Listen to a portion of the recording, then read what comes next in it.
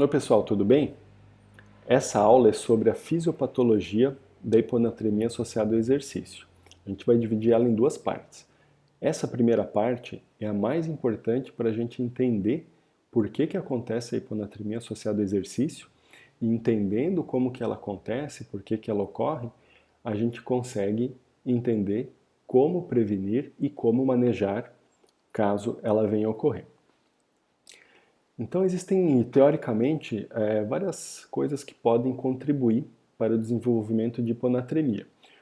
Clinicamente, o que é importante para a hiponatremia associada ao exercício são esses três pontos: excesso de consumo de líquidos, né, uma hiperidratação, secreção não osmótica de hormônio antidiurético, ou seja, uma secreção inapropriada do hormônio antidiurético, e dificuldade, né, um déficit de mobilização de sódio não ativo para sódio ativo, ou seja, do sódio que não está dentro dos vasos sanguíneos para sódio para dentro dos vasos sanguíneos.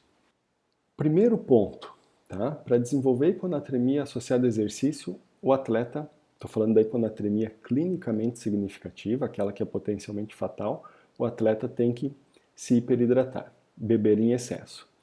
Além disso, ele precisa também efetuar uma secreção inapropriada, ter essa disfunção de uma secreção inapropriada de hormônio antidiurético. Por quê?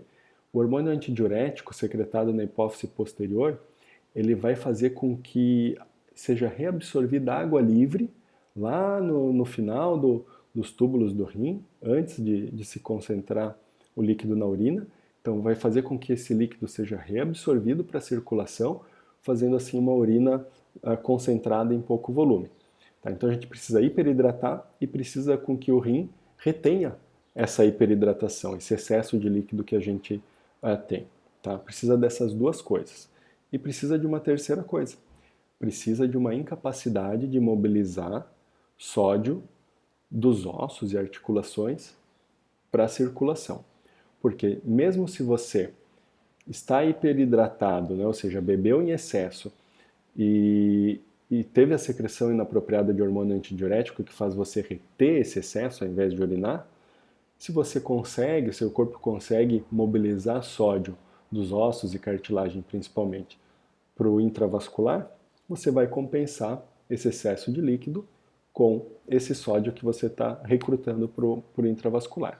Então, são as três coisas, né, esse triângulo que consiste em hiperidratação, secreção inapropriada de hormônio antidiurético e uma dificuldade, né, um déficit de mobilização de recrutar sódio não ativo, ou seja, sódio dos ossos, das articulações, para sódio ativo, ou seja, aquele sódio que está agindo para manter a concentração dentro da circulação sanguínea.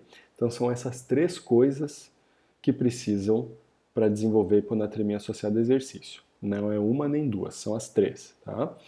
Essa tríade que é potencialmente fatal. Na próxima aula a gente vai esmiuçar um pouco mais essa fisiopatologia.